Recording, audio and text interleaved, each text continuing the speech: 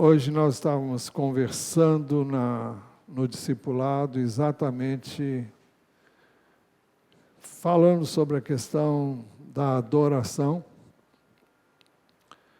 E Jesus foi, de certa forma, inquirido pela mulher samaritana quanto ao local onde deveriam orar. E o trecho está registrado no Evangelho de João, no capítulo 4, a partir do versículo 19. Aliás, 19. A mulher então lhe disse: agora eu sei que o Senhor é um profeta. Nossos pais adoravam neste monte, mas vocês dizem que em Jerusalém é o lugar onde se deve adorar. Jesus respondeu: mulher, acredite no que digo. Vem a hora em que nem neste monte, nem em Jerusalém vocês adorarão o Pai. Vocês adoram o que não conhecem, nós adoramos o que conhecemos. Porque a salvação vem dos judeus. Mas vem a hora, e já chegou, em que os verdadeiros adoradores adorarão o Pai em espírito e em verdade.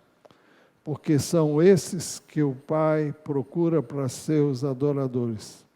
Deus é espírito, e é necessário que os seus adoradores o adorem em espírito e em verdade. Nós temos que entender que orar não é reza. Orar não é mera repetição. E orar de forma repetida era um costume que acabou sendo uma realidade entre os judeus e entre os samaritanos também. Então, Jesus disse que não dependia de lugar, não dependia de nada, mas de fazermos isso em espírito e em verdade. E fazer em espírito e em verdade é necessário que a pessoa tenha nascido de novo, que ela tenha um espírito regenerado, que o Espírito de Deus habite nessa pessoa. E que por meio dele nós adoremos a Deus em espírito e em verdade. Sem isso é impossível. Sem isso seremos meros religiosos, vazios, sem experiências com Deus. Falar com Deus é um privilégio. É um caminho que nos foi aberto para que adentremos a presença de Deus, e é necessário que nós entendamos isso e nos valhamos desse privilégio para buscar a presença de Deus. Mas nós estamos vendo princípios de oração extraídos do Pai Nosso, e já vimos alguns princípios extraídos dessa oração que Jesus ensinou. Mateus 6, 9b, nós ficamos sabendo que devemos dirigir a nossa oração a Deus, o nosso Pai. Por isso que oramos dizendo Pai Nosso. Segundo, devemos dirigir a nossa oração ao Pai que está nos céus. Pai Nosso que está nos céus. Isso fala de alguém que está sobre tudo e sobre todos. Alguém que tem o governo, o domínio, a autoridade sobre tudo e sobre todas as coisas. Terceiro, devemos orar pedindo a santificação do nome do Pai. Por isso que oramos, Pai nosso que estás nos céus, santificado seja o teu nome. Santificado seja o nome do Senhor na minha vida, na sua vida, nas minhas palavras, nas minhas ações, nas minhas atitudes e em todo lugar. Quarto lugar, vimos que devemos orar pedindo a vinda do reino de Deus. Venha o teu reino. Venha o teu reino no coração dos homens, dos seres humanos. Venha o teu reino sobre toda a terra quando Jesus vier. Em quinto lugar, devemos orar pedindo: seja feita a tua vontade, assim na terra como no céu. No céu, a vontade de Deus é feita, sem nenhuma restrição. Deus age aqui na terra à medida em que oramos, pedindo que a vontade dEle seja feita. Isso por uma razão muito simples. A Bíblia diz que os céus são os céus do Senhor, mas a terra deu a Ele aos filhos dos homens. Então, Deus interfere aqui na terra, e Deus interfere na nossa vida à medida em que o buscamos. À medida em que pedimos que Ele interfira. Interfira na minha vida, na sua casa, na minha família, em cada membro da minha família. E se você entender isso, você vai buscar Deus por N razões. Às vezes as coisas estão difíceis, complexas, mas nada é complexo demais para Deus. Ele vem quando nós oramos e nos humilhamos. É verdade que quando oramos por terceiros, Deus também respeita uma coisa que o homem tem, que Ele deu ao homem, que chama livre-arbítrio. E o livre-arbítrio é a capacidade que cada um tem de escolher Deus ou rejeitar Deus. De escolher crer nele, na sua palavra, e de rejeitar ele e a sua palavra. Então, eu não posso obrigar ninguém a ser salvo, a crer em Deus. Posso orar para que Deus crie mecanismos para que essa pessoa seja quebrantada, tenha convicção de pecado, arrependimento, mas eu não posso obrigar ninguém. A minha oração não pode, Deus não obriga ninguém. Quantas vezes eu quis, mas vocês não quiseram, Jesus disse sobre Jerusalém. Eu quis ajuntá-los, tive planos e propósitos, mas vocês não quiseram. Sexto, devemos orar pedindo o pão nosso de cada dia. Suprimento diário para as nossas necessidades. E hoje queremos examinar o verso 12, a primeira parte: perdoa-nos as nossas dívidas. O texto não termina aí. Assim como nós também perdoamos aos nossos devedores. Mas hoje nós só vamos examinar a primeira parte. Dívidas. O que são dívidas? O pecado aqui é chamado de dívida. Pecado é ficar além do alvo que Deus estabeleceu como o ótimo, o bom, o certo, o direito, o justo. É o alvo que Deus planejou para mim e para você. Por quê? Porque isso vai fazer bem para nós, vai nos abençoar, não vai acrescentar nada a Deus, mas acrescenta a minha vida se eu considerar, se eu levar na devida conta o que Ele manda que eu faça. E quando eu erro esse alvo, quando eu não persigo esse alvo, eu peco, e eu devo a Deus algo. Eu não atingi o seu alvo, o seu objetivo para mim. E por isso eu colho as consequências dessa escolha. Quer tenha sido por descuido, por negligência, ou por bobeira, ou por qualquer outra situação. Se você é crente, o crente não peca deliberadamente. A Bíblia diz que o pecado deliberado não tem perdão. Mas o pecado é um acidente, então é uma dívida que eu não consegui pagar. por alguma razão. Então, meu dever para com Deus é praticar o que é reto, o que é direito, o que é justo, o que é bom, o que é recomendado, o que é ensinado por Deus na sua palavra. Quando eu peco, faço o que não é certo, para com Deus e para com o meu próximo, eu fico devendo a Deus um comportamento que eu não consegui ter. Reconheço então que tenho uma dívida e que não tenho como pagar essa dívida. E a única maneira de resolver é pedir que Deus me perdoe. Mas não aquela oração sem vergonha que alguém faz, me perdoa, mas sabendo que vai fazer outra vez, porque quer fazer outra vez. Isso aí é safadeza. Isso aí não expressa um coração arrependido, contrito, quebrantado. Então, é dívida porque eu não posso voltar atrás e fazer diferente.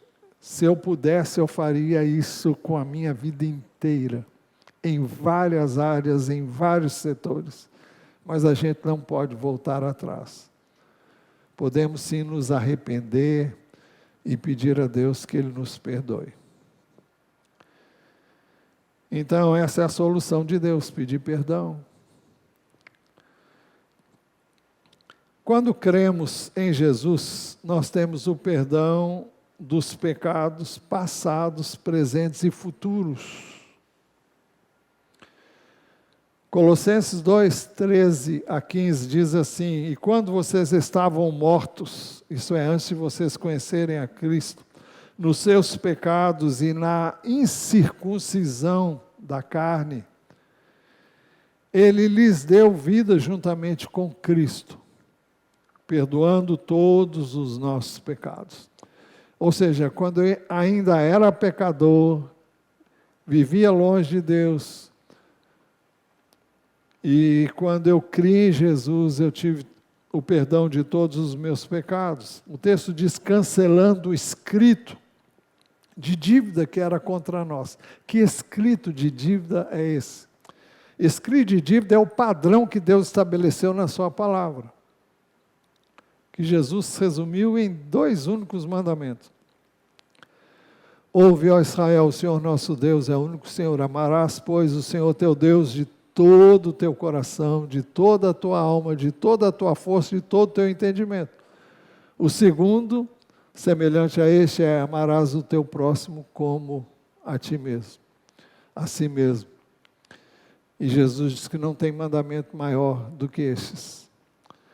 Então, o escrito de dívida é que esse é o meu dever, amar a Deus acima de tudo e de todas as coisas.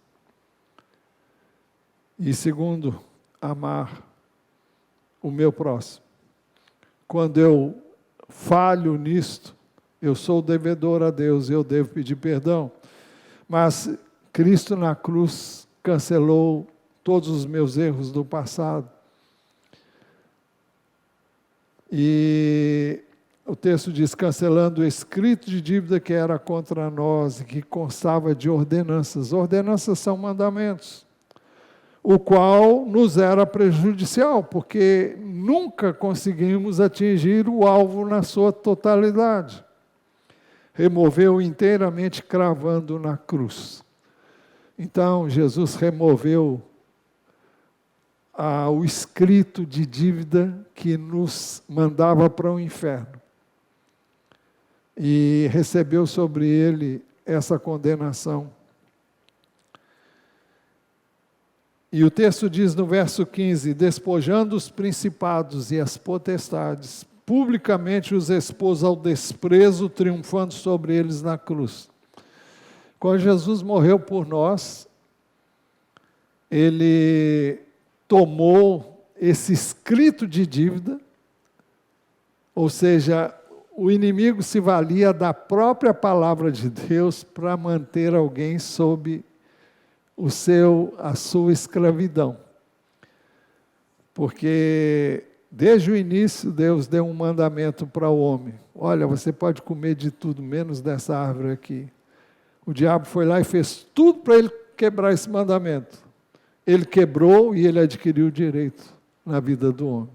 E de lá para cá, a Bíblia diz que sabemos que somos de Deus e que o mundo inteiro jaz no maligno. Os que ainda não têm Jesus estão sob o poder do diabo. E a única maneira de ser liberto dessa escravidão é recebendo Jesus, crendo nele como meu Salvador pessoal, meu Senhor, fazendo dele Senhor da minha vida, e significa minha disposição de obedecer. Se eu aceito ele apenas como Salvador, mas não como Senhor, eu vou continuar vivendo a minha vidinha. Isso aí é religião, mas não é vida com Deus.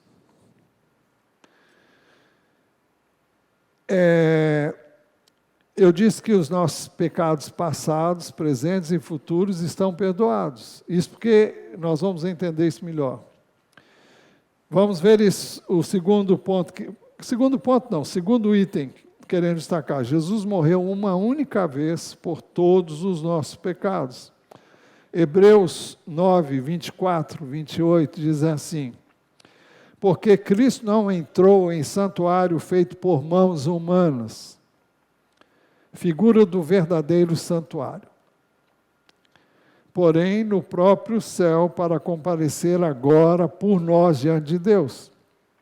O que o texto está dizendo é que o santuário que existia lá em Jerusalém, onde o sacerdote oferecia sacrifícios para perdão dos pecados, Jesus se ofereceu a si mesmo e compareceu diante de Deus, que tinha... Aqui fala do verdadeiro santuário. Aquele santuário que existia lá em Jerusalém era uma figura do lugar onde Deus está e diante de quem Jesus compareceu com o seu próprio sangue derramado na cruz. Então, Jesus compareceu diante de Deus com o seu próprio sangue por nós. E ele não entrou para oferecer-se a si mesmo muitas vezes. Jesus morreu uma única vez. Isso significa que ele resolveu o problema do pecado. No Velho Testamento, os sacrifícios eram repetidos vez após vez. Cada pecado que você cometesse era um sacrifício que tinha que ser feito. Jesus já fez esse sacrifício. E eu não tenho que fazer nem pelos pecados de ontem, nem de hoje, nem o de amanhã. Mas isso não dá a nenhum de nós o direito de continuar pecando. Continuo dizendo, pecado só por acidente. E ele não entrou para oferecer a si mesmo, muitas vezes, como o sumo sacerdote entra todos os anos no Santo dos Santos com sangue alheio. Se fosse assim, ele precisaria ter sofrido muitas vezes desde a fundação do mundo. Agora, porém, ao chegar o fim dos tempos é o tempo desde a primeira vinda de Jesus até a sua segunda volta. Isso é chamado de fim dos tempos. O fim dos tempos, ao chegar o fim dos tempos, ele se manifestou uma vez por todas, para aniquilar o pecado por meio do sacrifício de si mesmo. E assim, como aos homens está ordenado morrerem uma só vez, não existe reencarnação. Aos homens está ordenado morrerem uma única vez, vindo depois disso o juízo, o julgamento. Eu creio cá com os meus botões que quando cada ser humano morre, ele comparece para juízo e julgamento diante de Deus. E Deus já diz, o seu lugar ou é comigo ou então é fora de mim. Não tem escolha depois da morte. Assim também Cristo, tendo oferecido uma única vez por todos, tendo se oferecido uma vez por todas para tirar os pecados de muitos. Por que não todos? Porque nem todos creem. Ele morreu por todos, mas só são beneficiados os muitos que creem nele. Aparecerá a segunda vez, não para tirar pecados, porque ele já tirou, mas para salvar aqueles que esperam por ele. Salvar como? Salvar o corpo, que será transformado, porque no Espírito nós já somos salvos, mas para salvar aqueles que esperam por ele, para tirá-los daqui. Quem já estiver com ele vai ter o seu corpo transformado, mas é essa linguagem que é usada aqui. Outro item, somos perfeitos em Cristo, mas imperfeitos em nós mesmos. Hebreus 10, 10 e 14. O versículo 10 diz assim: nessa vontade é que temos sido santificados. Vontade de quem? A vontade de Cristo que se ofereceu por nós, mediante a oferta do corpo de Jesus Cristo, uma vez por todas. Uma vez por todas.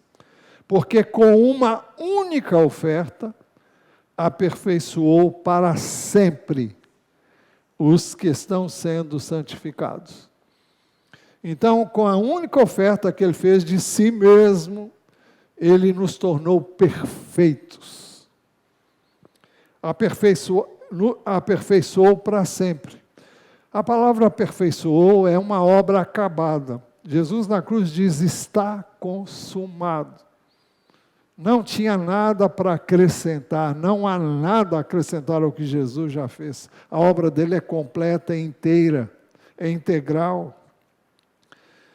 Então, ele aperfeiçoou para sempre. Quem? Eu e você que temos crido nele. Aonde isso aconteceu? No nosso espírito, mas o texto continua. Aperfeiçoou para sempre os que estão sendo santificados. E o que significa? Se eu sou perfeito, por que eu sou santificado? Porque eu ainda não saí desse corpo. Porque a minha mente não foi ainda totalmente renovada. E aí a necessidade de renovação da mente, à medida em que a minha mente vai sendo renovada, a vida que Deus me deu no meu espírito, ela pode ser manifesta. Porque a minha mente foi renovada, não intelectualmente, mas espiritualmente renovada. Não há renovação da mente sem a atuação do Espírito de Deus e sem a fé na palavra de Deus.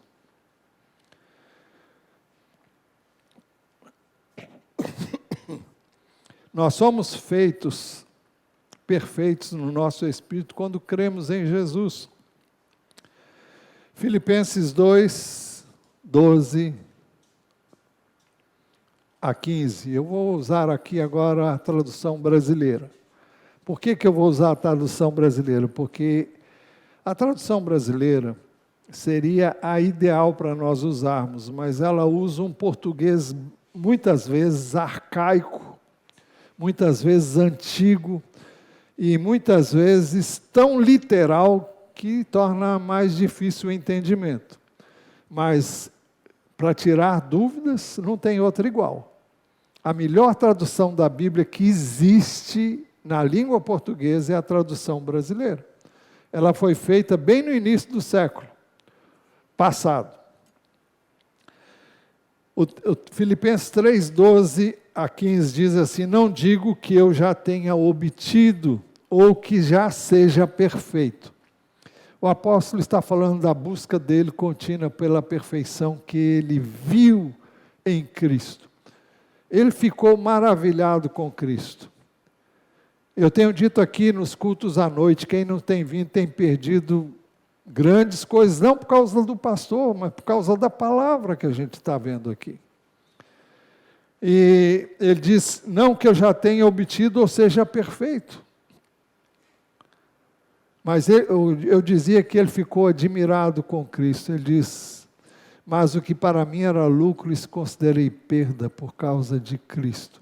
Sim, ele disse, na verdade, considero tudo como perda, pela sublimidade do conhecimento de Cristo Jesus, meu Senhor, Por causa dele perdi todas as coisas e as considero como lixo para ganhar a Cristo. Toda a intelectualidade dele, toda a vida religiosa dele, ele pegou e disse, olha, é lixo. Quando eu conheci Cristo, eu fiquei tão maravilhado com Ele, fiquei tão deslumbrado com Ele, que eu não quis mais nada, eu queria Ele, só Ele. Eu queria ser como Ele, viver como Ele, andar com Ele, queria que Ele pudesse viver a sua vida em mim. E é isso que ele está dizendo, não digo que já o tenha obtido ou que já seja perfeito, mas vou prosseguindo para ver se também poderia alcançar aquilo para o que igualmente fui tomado por Cristo. Então, ele cria, e eu creio nisso, que nós fomos tomados por Cristo para que fôssemos semelhantes a Ele, para que vivêssemos por meio dEle. É isso que ele chama também de vida ressurreta. Irmãos, eu não julgo ter ainda alcançado, mas uma coisa faço, esquecendo-me das coisas que ficam para trás e avançando para as que estão adiante, prossigo em direção ao alvo, para obter o prêmio da vocação celestial de Deus em Cristo Jesus. Que prêmio é esse? É atingir o alvo. É a perfeição que ele sabia não tinha como ser humano, embora tivesse no seu espírito, mas ele estava nesse corpo, ele ainda tinha as fragilidades que eu e você temos. Isso nos leva a depender de Deus, a buscar a Deus, a estar com Ele, porque sem Ele, eu e você não podemos fazer nada. Por mais simples que seja a coisa. Ele diz, todos que somos perfeitos. Diz o verso 15, tenhamos esse sentimento. Perfeitos por quê? O que ele quis dizer como perfeito? Todos que são perfeitos em Jesus, é o que Ele fez no seu Espírito. Tenhamos esse sentimento. Que sentimento? O desejo de ser como Cristo. O desejo de viver como Ele viveu, de andar como Ele andou. E se sentis alguma coisa de modo diverso, Deus também vô-lo revelará. Ainda 1 Coríntios 2,6, também na tradução brasileira. Entretanto, falamos sabedoria entre os perfeitos. Quem são os perfeitos, gente? São aqueles que nasceram de novo, têm o Espírito perfeito em Cristo. Porém, não a sabedoria deste mundo, nem a dos poderosos deste mundo, que estão sendo reduzidos a nada. Ele está falando da sabedoria de Deus. Pois bem, então em Jesus temos graça e poder para fazermos a vontade de Deus. 1 João 3, 5, 6 e o verso 9. Verso 5 diz assim, vocês sabem que Ele, Jesus, se manifestou para tirar os pecados e que nele não existe pecado. Todo aquele que permanece nele não vive pecando. Todo aquele que vive pecando não o viu nem o conheceu. Então, alguém que vive no pecado não viu nem conheceu a Jesus. Todo aquele que é nascido de Deus não vive na prática de pecado, verso 9, porque nele permanece a semente divina. Esse não pode viver pecando porque é nascido de Deus. Então não é natural em alguém que nasceu de novo permanecer na prática do pecado. Aqui fala de permanecer pecando, viver no pecado, viver na prática do pecado. Nós somos perfeitos em nosso espírito, onde habita o Espírito de Deus, mas a nossa carne não foi regenerada e ela se opõe ao Espírito de Deus. Vamos ver Gálatas 5, 16 e 17. Digo, porém, o seguinte: vivam no Espírito, e vocês jamais satisfarão os desejos da carne. Porque a carne luta contra o Espírito, e o Espírito luta contra a carne, porque são opostos entre si, para que vocês não façam o que querem. Mas se são guiados pelo Espírito, então vocês não estão debaixo da lei. Nós não fazemos as coisas porque somos obrigados, mas fazemos pelo Espírito, ou então ninguém vai fazer nada. Veja um slide que eu preparei aí. É o único que está aí. Pode colocar ele aí no... Está aí na... está aí. Então, veja, você nasceu de novo aqui. Primeiro, você é um ser espiritual. Quando você ainda não tinha salvação, a sua alma, o que é a sua alma? A sua alma é o seu psique, é a sede da sua vontade, dos seus pensamentos, dos seus sentimentos, é a sua mente, é aquilo que, através de que o seu espírito se expressa e o seu corpo também expressa. O corpo sente vontade de comer, de beber, de dormir, de descansar, de relaxar, no bom sentido da palavra, e entre outras coisas. A alma capta tudo isso, capta as impressões do corpo e capta as impressões do espírito. Antes de você nascer, eu e você nascermos de novo, isso tudo era uma coisa só. O seu espírito era escravo do seu corpo, da sua natureza adâmica pecaminosa, dos seus instintos mais baixos. E essa era a natureza do homem sem Deus. Quando você nasce de novo, o Espírito de Deus vem viver no seu espírito. E aí começa um conflito com o seu corpo, com os desejos da alma e do corpo, desejos que o corpo manda para a alma e trazem conflitos. Por isso que o texto diz, se Deus quiser, nessa noite a gente vai explicar isso melhor, num contexto que Jesus trouxe, que a gente quer examinar essa noite. Digo, porém, o seguinte: vivam no Espírito, ou seja, viva no Espírito de Deus, que habita no seu espírito. Dependa dele, esteja nele, e você jamais satisfarão os desejos da carne, porque a carne luta contra o espírito, e o espírito luta contra a carne, porque são opostos entre si, para que vocês não façam o que querem. A alma pode querer fazer a coisa certa, é a sua mente, mas ela vai enfrentar uma barreira que são os desejos carnais. O cara te trata mal, vontade que você tem de enfiar a mão na cara dele.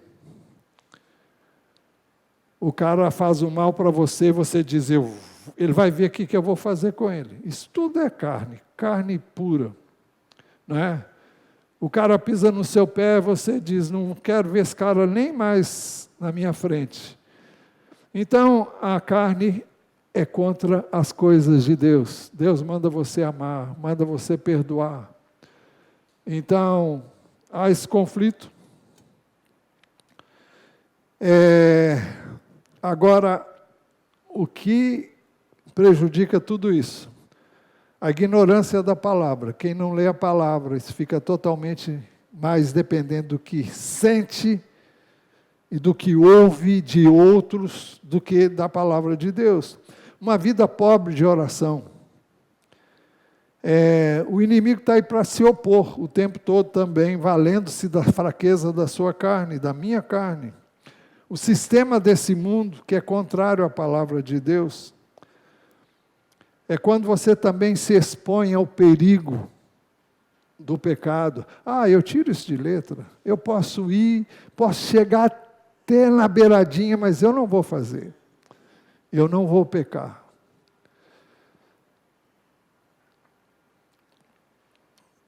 Quando você frequenta lugares não recomendáveis,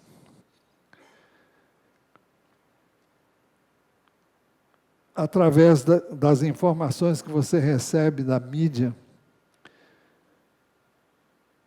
alguém já disse que existem mais pessoas viciadas em pornografia do que é possível pensar ou imaginar. Isso dentro das igrejas.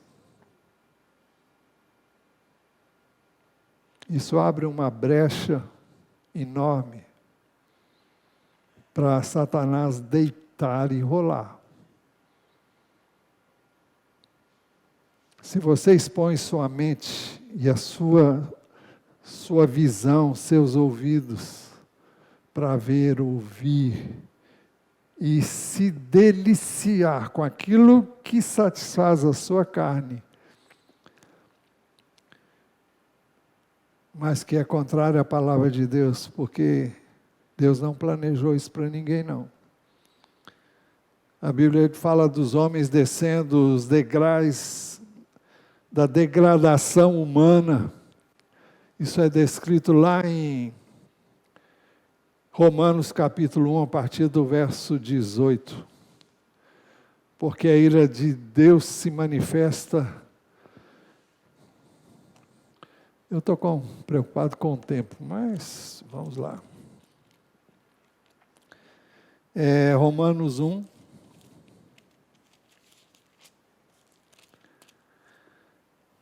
Verso 18. A ira de Deus se revela do céu contra toda a impiedade e injustiça dos seres humanos, que por meio da sua injustiça suprimem a verdade.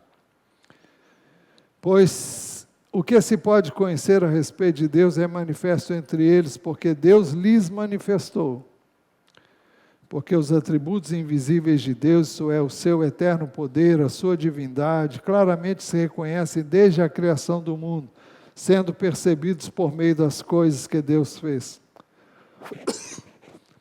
Por isso, os seres humanos são indesculpáveis, porque tendo conhecimento de Deus, não o glorificaram como Deus, nem lhe deram graças.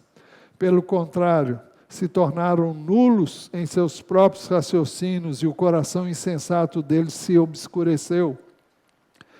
Dizendo que eram sábios, se tornaram tolos e trocaram a glória do Deus incorruptível por imagens semelhantes ao ser humano corruptível, às aves, aos quadrúpedes e aos répteis.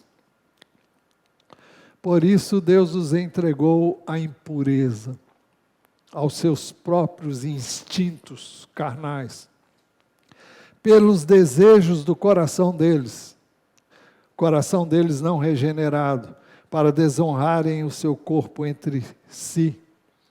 Eles trocaram a verdade de Deus pela mentira, adorando e servindo a criatura em lugar do Criador, o qual é bendito para sempre. Amém. Por causa disso, Deus os entregou a paixões vergonhosas, porque até as mulheres trocaram o modo natural das relações íntimas por outro contrário à natureza. Da mesma forma também os homens, deixando o contato natural da mulher, se inflamaram mutuamente em sua sensualidade, cometendo indecência, homens com homens, e recebendo em si mesmos a merecida punição do seu erro. E por haverem desprezado o conhecimento de Deus, o próprio Deus os entregou a um modo de pensar reprovável, para praticarem coisas que não convêm. E aí vai descrevendo os resultados disso. Só tem miséria aí depois disso aí, além das que nós já acabamos de ver aqui agora. Então, a exposição através da mídia, através de filmes pornográficos, através de filmes que estimulam a prática da imoralidade, da comunhão com pessoas que não têm o temor de Deus. Você pode conviver com qualquer pessoa, mas comunhão, intimidade, conselheiro, aconselhar-se com pessoas ímpias que não conhecem a Deus e não querem Deus.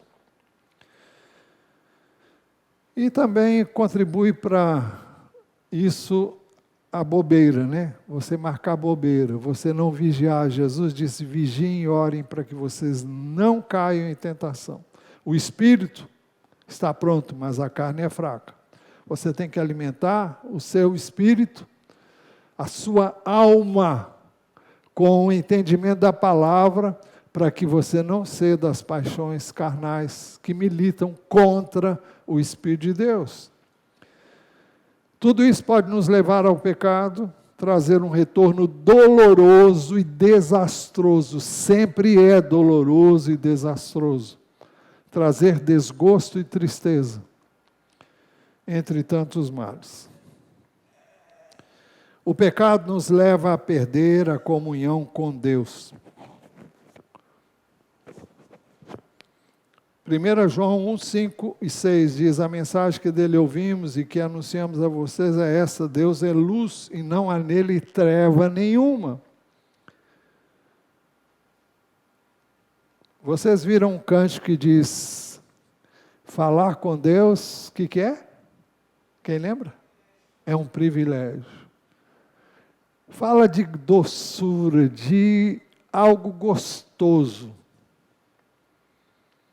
Mas Deus não está onde há trevas. E se você anda em trevas, você jamais pode experimentar esse relacionamento com Deus. Você tem religiosidade, você tem reza, mas comunhão com Deus você não tem. Deus é luz e não há nele treva nenhuma. Se dissermos que mantemos comunhão com Ele e andarmos nas trevas, mentimos e não praticamos a verdade. Então, posso dizer: estou com Deus, eu ando com Deus. Bom, tá mesmo? Se você está, então, busque andar com Ele, como Ele andou, viver como Ele andou. A nossa comunhão com Deus depende da nossa comunhão também uns com os outros. 1 de João 1,7 diz: se andarmos na luz como Ele está na luz, mantemos comunhão uns com os outros. Não é uma coisa fácil nos relacionarmos uns com os outros. Muitas vezes batemos de frente, mas